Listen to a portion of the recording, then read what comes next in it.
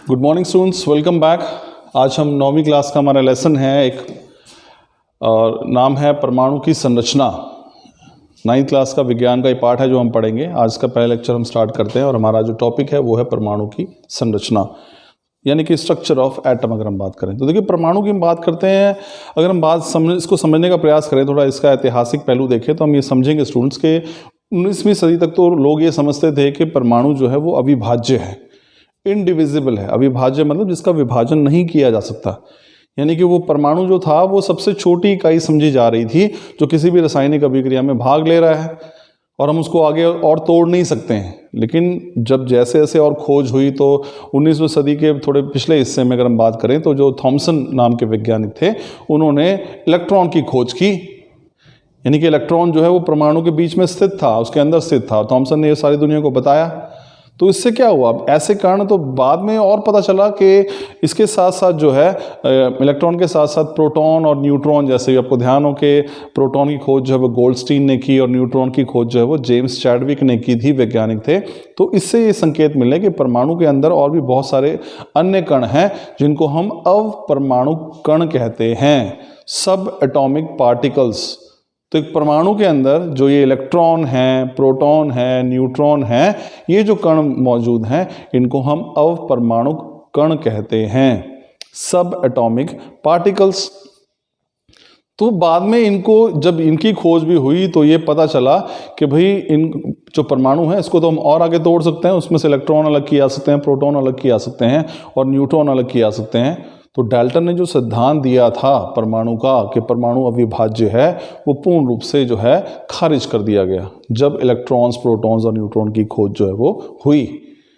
तो ये परमाणु को लेकर स्टूडेंट्स थोड़ा सा इंट्रोडक्टरी पार्ट था कि परमाणु जो है, पहले ध्यान रखिए कि 19वीं सदी तक तो हम ये समझते थे कि परमाणु जो है वो अविभाज्य है, लेकिन बाद में थॉमसन ने जब इलेक्ट्रॉन की खोज की तो पता चला कि परमाणु को हम और आगे इलेक्ट्रॉन, प्रोटॉन, न्यूट्रॉन में हम तोड़ सकते हैं। तो जो डाल्टन ने सिद्धांत दिया था परमाणु का सिद्धांत, वो पूर्ण रूप से खारिज कर दिया गया, क्योंकि डाल्टन का ये मानना था कि परमाणु अविभाज्य और हम उसको तोड़ नहीं सकते हैं। तो बाद में ऐसे 3 कण जो है, मैं बात कर रहा था परमाणु के अंदर इस प्रकार के जो कण है, इलेक्ट्रॉन, प्रोटॉन, न्यूट्रॉन, इनको हम अवपरमाणु कण कहते हैं, सब एटॉमिक पार्टिकल्स।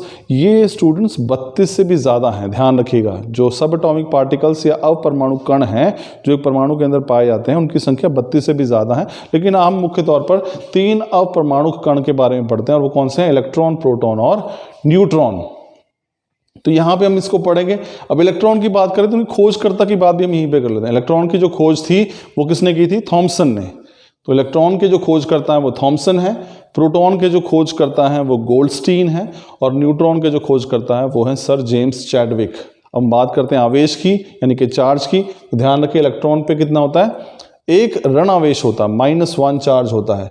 और प्रोटॉन की बात करें, इस पे एक धनावेश होता है। और न्यूट्रॉन यानी कि न्यूट्रल, यानी कि उदासीन, तो न्यूट्रॉन पे कोई भी आवेश नहीं होता, ना इस पे ऋणावेश होता है ना इस पे धनावेश होता है, इसका आवेश होता है 0। तो ये ध्यान रखिए, इलेक्ट्रॉन थॉमसन ने खोज की, आवेश होता -1। अगर बात करें द्रव्यमान की, भार की, तो इसका द्रव्यमान नगण्य होता है, ना के बराबर। इलेक्ट्रॉन जो है अगर हम बात करें तो 9.1 × 10⁻31 जो है kg इसका द्रव्यमान होता है, जो बहुत ही कम है। तो हम इसको ना के बराबर मानते हैं, इसलिए लिखा है यहाँ पे नगण्य। प्रोटॉन की बात करें तो इसका 1 यूनिट द्रव्यमान होता है। न्यूट्रॉन की बात करें, इसका भी 1 यूनिट द्रव्यमान होता है। और हम तीनों की तुलना करें तो ध्यान रखिए, इलेक्ट्रॉन, प्रोटॉन, न्यूट्रॉन में से न्यूट्रॉन जो है वो सबसे अधिक भारी होता है, इसका द्रव्यमान जो है वो सबसे अधिक है। तो स्टूडेंट, ये हमारे पास जो है थोड़ा सा इंट्रोडक्टरी पार्ट था कि परमाणु क्या है। अब वो परमाणु जिसको हम एटम कहते हैं, अगर आप देखेंगे ना तो परमाणु शब्द किससे बना है? इसको नाम ही एटम क्यों दिया गया? ये शब्द है, अगर आप देखोगे यहाँ पे शब्द क्या है? एटम, एटॉम, 2 शब्दों से मिलकर बना है। ए का मतलब होता है नो और नॉट, और टॉम का मतलब होता है टू ब्रेक, यानी जिसको हम ब्रेक नहीं कर सकते, तोड़ नहीं कर सकते, इसका विभाजन नहीं कर सकते, वो कहलाया एटम, यानी कि परमाणु। लेकिन इलेक्ट्रॉन, प्रोटॉन की खोज ने साबित कर दिया कि भाई परमाणु अविभाज्य नहीं है, उसका विभाजन किया जा सकता है।